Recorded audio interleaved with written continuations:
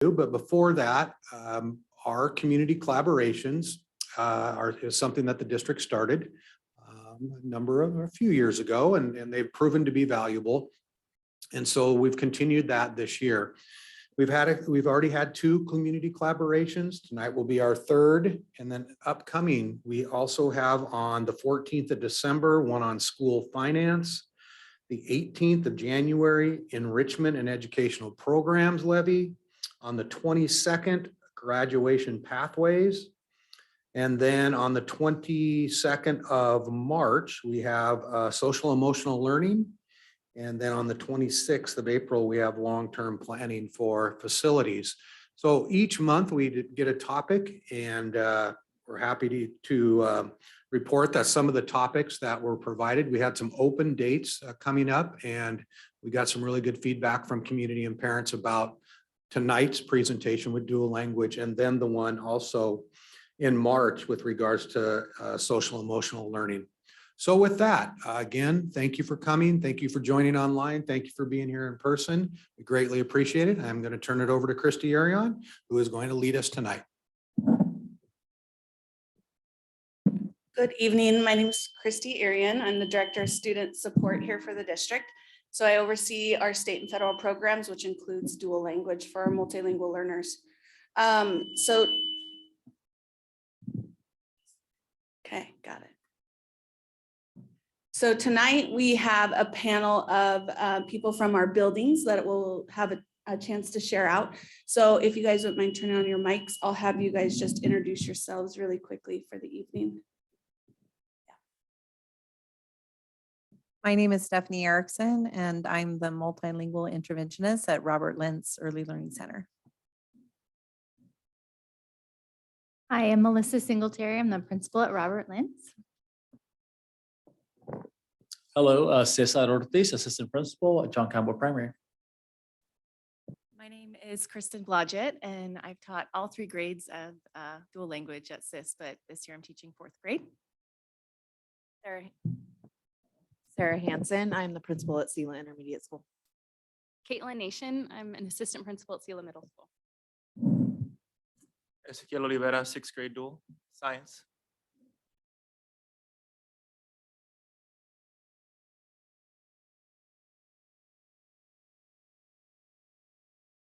So tonight we're going to just go through data from last year. We're really excited to share that data and the growth from fall to spring for our dual language students. We want to touch base on the 80/20 program and why we chose that as a district, and then we'll have a building share out of all the exciting things that are happening. Towards the end of the evening, we'll have a chance for you to ask questions if you have them. So to get us started, our superintendent of public instruction for the state has really invested and found value in dual language, really because being bilingual at an early age really sets a student up to have more cognitive flexibility, perform better in all academics. And then really just with the changing world, it's just he's wanting to bring that opportunity to all of our students in our state. So dual language is really a general education program, academic program that is taught in 2 languages. So our academic standards do not change for our dual students. They're hitting the same academic standards just in 2 languages. And we'll show you later how those are divided out for each content. And our dual language or dual language education really exists and is generally seen as a way to ensure that multilingual learners have an equitable educational experience, so that we're really just providing them the resources they need to be successful in our school system. So again, primary focus is to close that gap for multilingual learners, and we do that through the 3 pillars of dual language. We want to make sure all our students, multilingual learners and our native English speakers, become bilingual and biliterate, that they meet high academic achievement or high academic standards in using both languages, and then really just opening up their ideas to becoming culturally proficient and really embracing cultures. And right now we have 418 multilingual learners in our district, and that's pre-K through 12th grade. Our mission, which was established through our dual language leadership team and then reviewed with our dual language advisory committee, which includes parents, reads in partnership with parents and the community, students in the Sela School District dual language program will attain high levels of academic achievement while becoming bilingual, biliterate, and multicultural lifelong learners with skills that allow students to compete effectively in a global economy. So it really matches what our state superintendent of public instruction wants for all students who enter a dual program. We are really excited about the data that we have in our district, and it outlines or follows this trajectory of learning for our multilingual learners. The reason we chose a two-way bilingual immersion program is outlined in this graph. If you follow, and I don't have a pointer, but that top, oh, it is working. That top line there with the red diamonds is a dual language program, two-way. The yellow squares is a one-way dual language. This dotted line is our average reading proficiency for native English speakers. And these are other programs that exist or historically have been in the school system for our multilingual learners. And as you can see, dual language is the only program that has been proven with over 7 million studies have been proven to help multilingual learners close that achievement gap and even outperform the native English speakers. So that is the biggest reason why we chose dual language to help our multilingual learners. So dual language education, like I said, the only one that historically has closed those gaps for multilingual learners and historically underserved students. So our data actually follows that trajectory. So last year, this is last year's data using iReady, our first graders in the fall, actually, I probably should explain these columns for you really quick because it's low or small font. This column here is all kids in first grade. We have multilingual learners in first grade. We have dual student or non-dual students, I'm sorry, and then dual students. So you can, and those are the same for every graph you will see for our iReady data. So you can see here for fall, our first graders, both dual and non-dual made it huge gains, huge growth. They went from 5.27% passing in the iReady or meeting expectation, meeting standard in the fall to 32.67. And it is, if you see here in the spring, it is lower than the non-dual classrooms. But you won't see that growth, just like in our chart, you won't see that growth for students in dual until about that 5th or 6th grade, sometimes even 7th grade. So then we have some exciting spring data for 3rd grade and 6th grade. So 3rd grade, last year in the spring only, when you compare, now it's working, when you compare dual to non-dual, we are at 62.34 in the spring compared to 72 of non-dual. So they're really close in closing that gap. 6th grade, and this is reading, the iReady reading, 6th grade, you can see that they are slightly outperforming the non-dual. So 39 for dual and 35 for non-dual. And here's our math. So even in math, we are seeing that our students are outperforming once we get to 6th grade. So in 3rd grade, there's just slightly under 58 for non-dual, 52 for dual. And in 6th grade, 35 for non-dual and 40 for dual students. So our 6th grade has gone through 3 program changes. And I know we have a parent of a now 7th grader, which this is that data.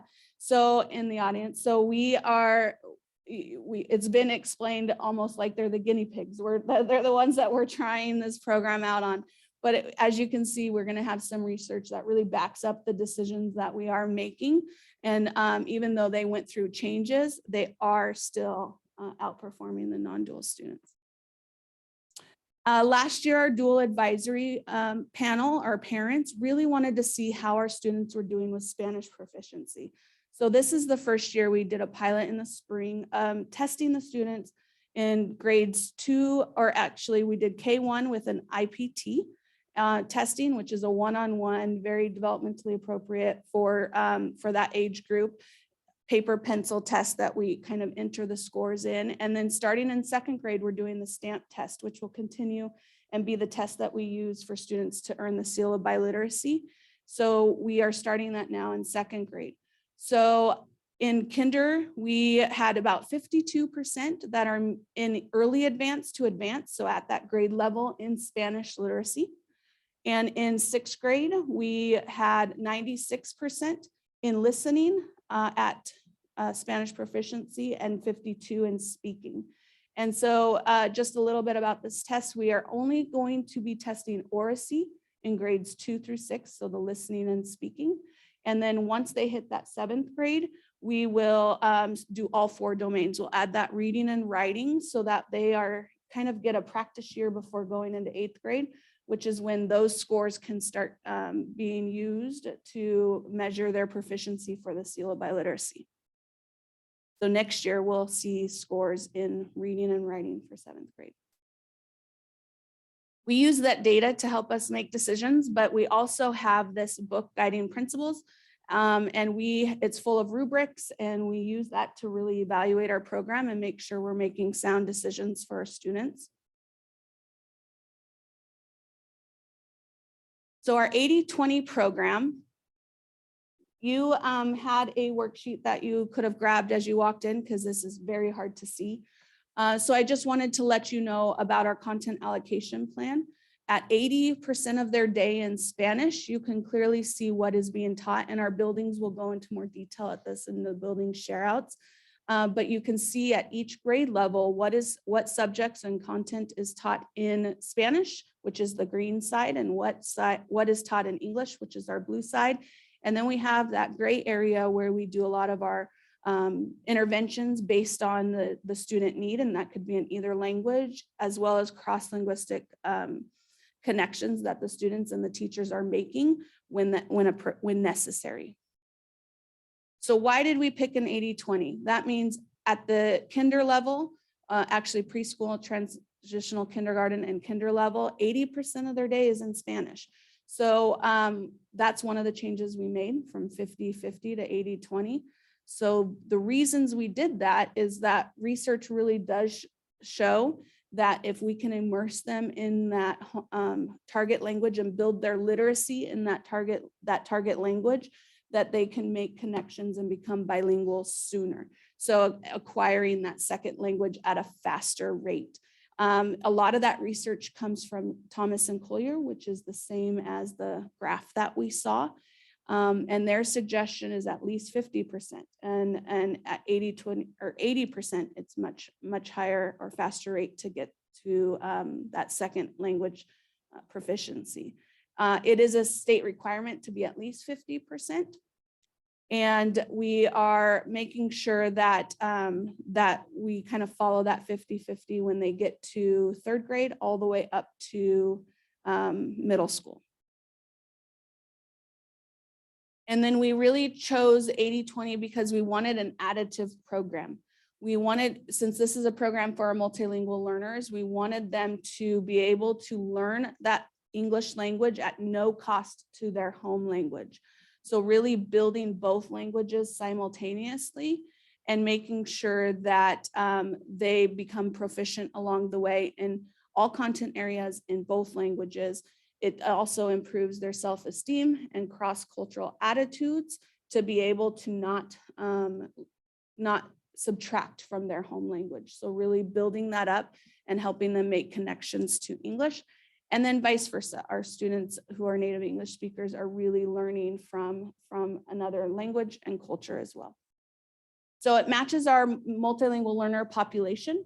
82% of our multilingual learners in the United States currently are born in the country. So they are born simultaneous bilinguals. So it's important that if they are exposed to both languages from birth, that we are using both languages and strategically to teach in both languages throughout their education. And so again, it's additive, and we want to make sure that we're building literacy skills in the partner language so that they can transfer that over to the English language as well. So now we're going to have a time where buildings can share out of how this has affected them and what exciting things they're doing in the buildings.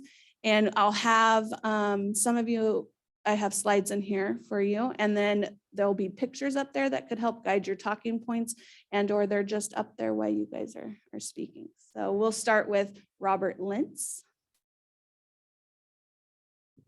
Well, we are so excited to be able to share about what's happening in our building. We house the preschool and kindergarten for the whole district. And we have 2 different classrooms at the preschool level that we have our 80/20 dual language program in. Those 2 classrooms are a one-way program so that all the kids that are in those classrooms come from a Spanish-speaking home, and they will transfer into our dual language program at kindergarten. As again, the model shows 80% of their day is in Spanish. So just 20% of the time for preschool is doing some fun plays.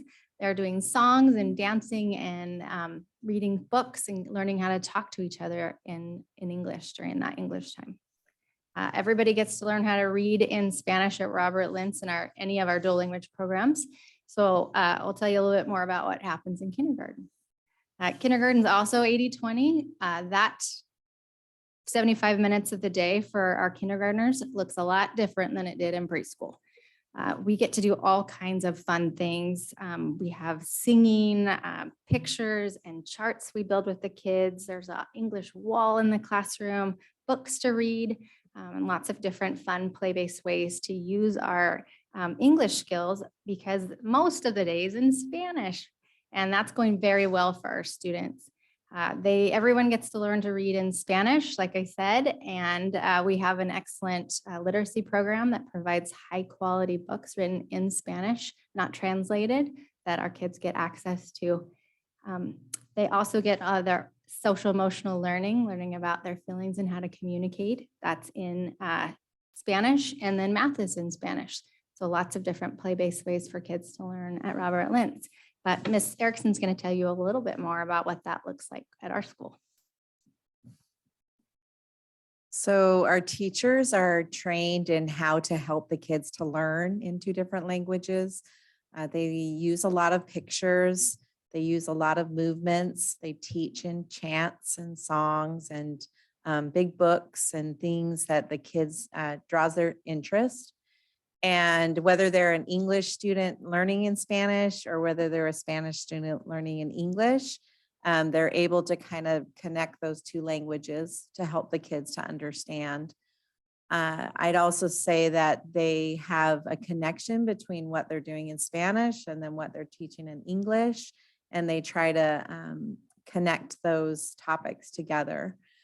We've seen a lot of progress in the kids wanting to speak Spanish just because of the sentence stems that the teachers will teach them and the different activities that they'll do in the classroom.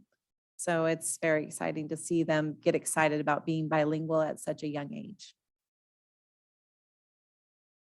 One of the other things that's really special about our building is we get to start the program. So in order to get into our dual language program, you would need to fill out the dual language interest form and the registration packet.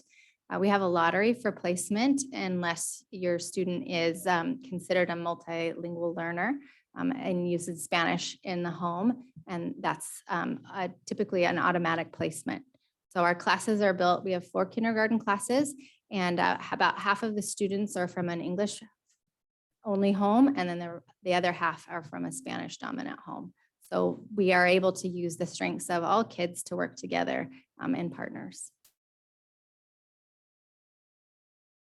Oh, yes, if you want to hear more about that, we'll be bringing the show back to town for a long version in March. We host a parent event on the 22nd, and we'd love to have you there. If you want to get some more information before then, last year's presentation is on our website.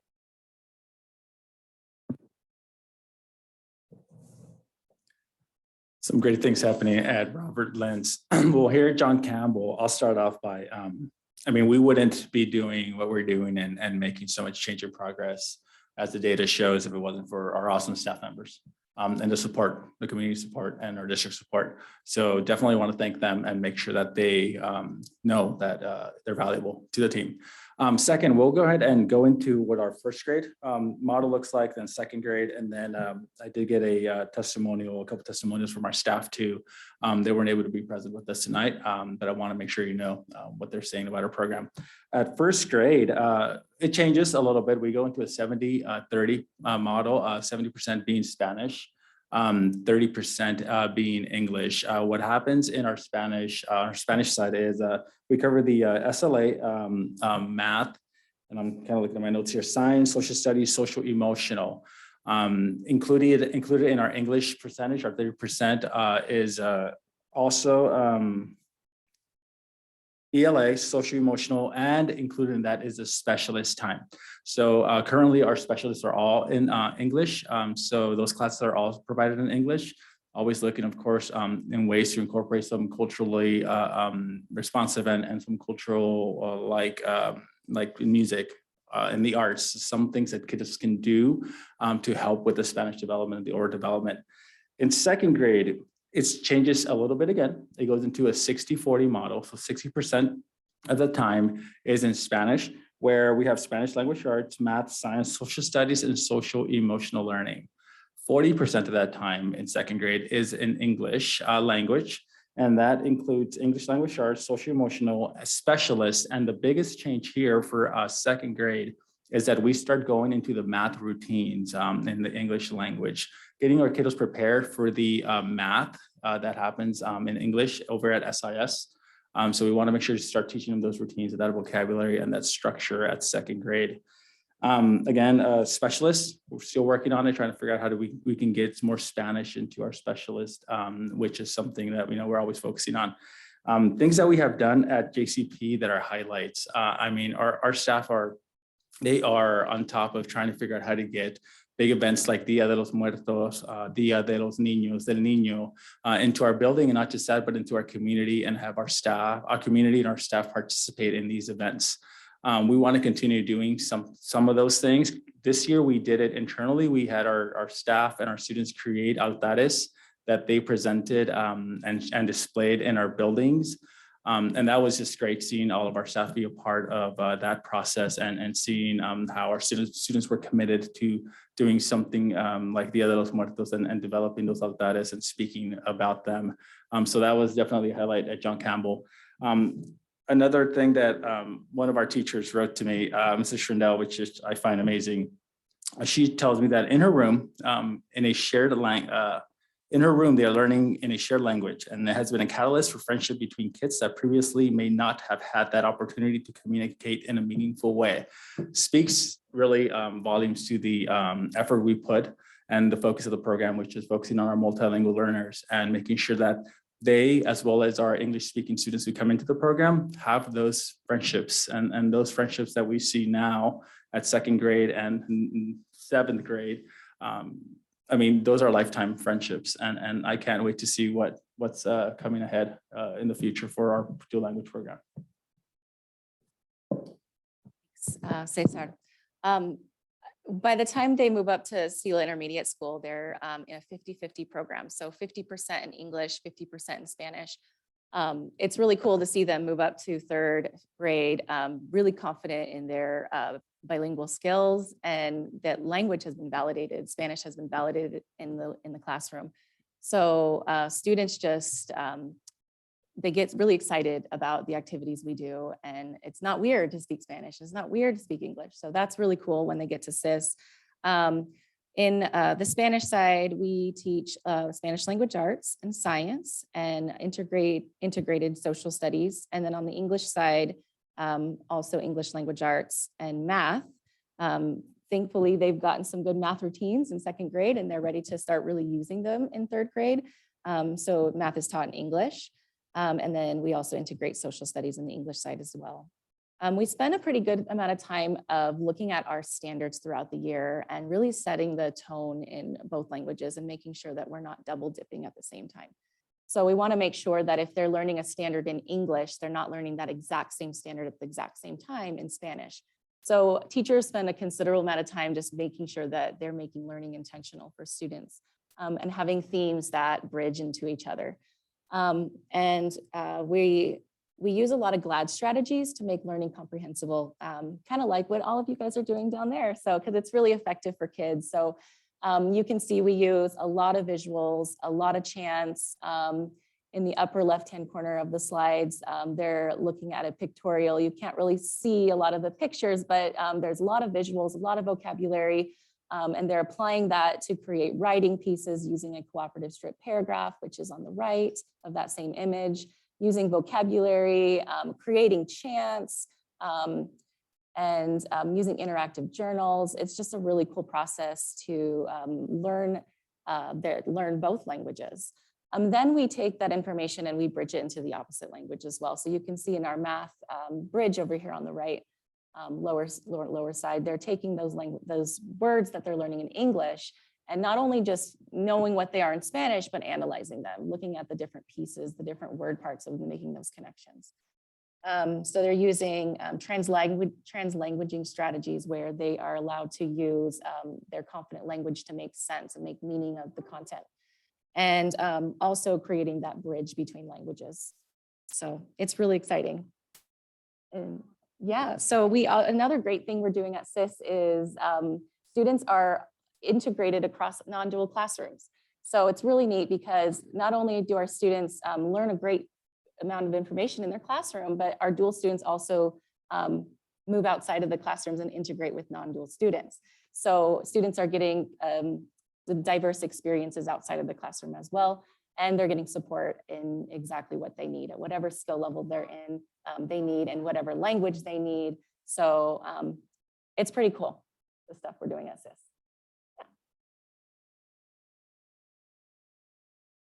All right, well, we have the honor of having the first cohort at the middle school, and it's been quite the adventure. They're now 7th graders, and they are some incredible, incredible kids and staff members.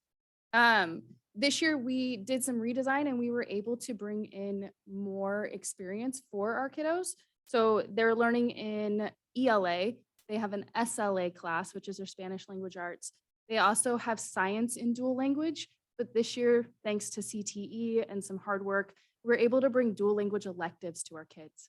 So we have several of our students, mostly all of our dual, with the exception of our choir and band kiddos, who have Washington State history. They have medical investigators, which you're going to hear a lot of great things about. We have engineering coming up.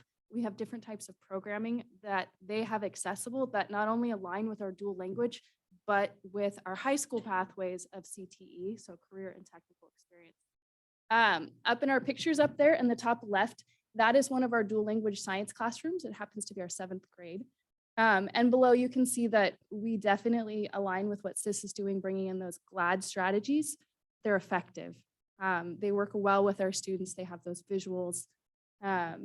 You can see that in our next one, next to it, we have our kids in our medical investigators class, and they're taking vitals. So that aligns with CTE. And I was actually really lucky to be in the class when that was happening and got my vitals taken in Spanish and worked on my Spanish as well. And the kids were, without prompting, fluidly speaking in Spanish, high-level vocabulary words that pertain to a future career. I learned about the Black Plague and typhus fever in Spanish, and now I can talk about it. But it's really incredible to see how hard these kids are working. Up in the third picture to the right, you can see in our hallway, those are writing projects that are coming out of our history class about our students' heritage. So not only are our dual language kids writing in Spanish and translating it into English, but it's accessible to all 900 students at the middle school. And the beautiful thing about it is that hallway is flooded with it. So we have our non-dual language students stopping to read about it, to ask about it, to get interested in it. And our dual language kids speaking to them and teaching other kids outside of our program. So it's developing, it's incredible. We're excited to see what it's going to entail for next year. while maintaining that CTE pathway within our dual language program. So I'm going to kick it over to Mr. Oliveira, who's going to talk a little bit more about our CTE program and the dual language program. All right, thank you. So yeah, like she was mentioning, in middle school, we have 50-50 program this year. And it's pretty awesome because students not only are doing science, SLA, now they're also getting their electives, an elective in Spanish as well. These last 2 terms, we've been doing medical detectives. Like those pictures had shown, we are taking vital signs. We're learning about the human anatomy a little bit. We're talking about plagues and pandemics, epidemics. And then I had our students in that bottom right picture do the presentation on a brote and how it's how long it's been around, is there cures and all that stuff. So we had to prepare a PowerPoint and present that. I invited Miss Nation to come observe that as well. And she, like she said, she learned a lot about brotes and can talk a little bit about those. And the other 2 pictures, we do have medical detectives where they're taking vital signs. The core purpose of that class is to just get students initiated with the human body. If they're sick, why are they sick? What kind of symptoms would they see? If they go to the doctor's office and they're getting their vital signs, they can also talk about it and say, oh, I know why they're taking my pulse, or they're taking my respiratory rate or my blood pressure. And as well, next term and the term after that, we will be doing automation and robotics. And again, and that's all in Spanish, and it's very hands-on. The CTE program is very awesome with their resources that they provide us. So I was able to order these materials. We get for the disposable thermometers, we have stopwatches, we have the blood pressure cuffs, digital, which not a lot of people get those. And so it's pretty awesome to see that these kids have access to these materials in class at this age. So it's pretty amazing to get these resources for these kids' experiences, especially because they are so hands-on. They get to do what the nurses get to do in the medical field. And the same with our robotics class coming up. We will be getting kits with robotics and brains, and where they get to build their own robots and adapt them to different situations and terrains. And so that'll be a pretty amazing experience as well.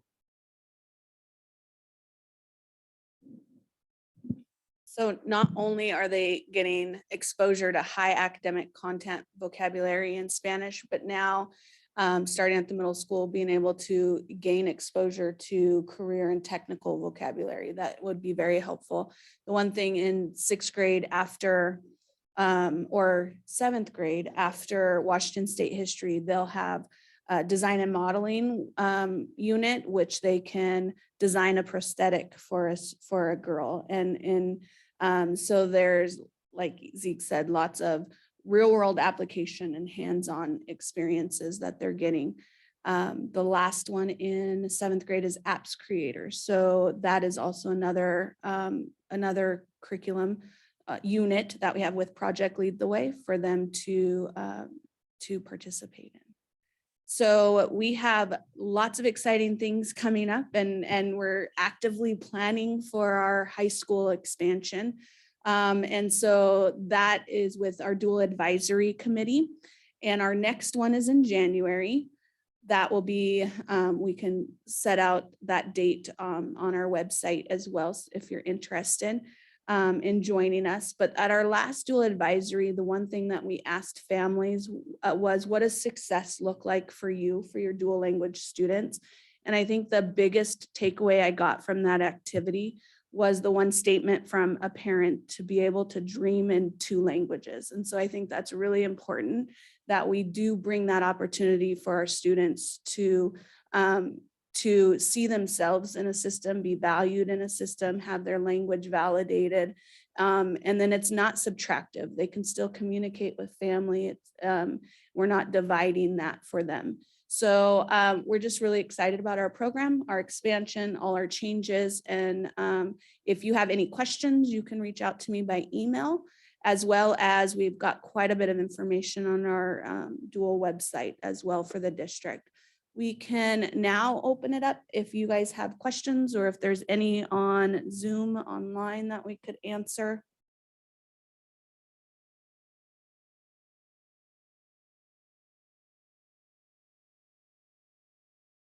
No posted. Okay. All right. Well, we thank you guys for joining us tonight. We're so excited that you were here and took time to be with us. And then go ahead and record my email if anything comes up in the future. And we will go ahead and stop recording. Thank you, guys.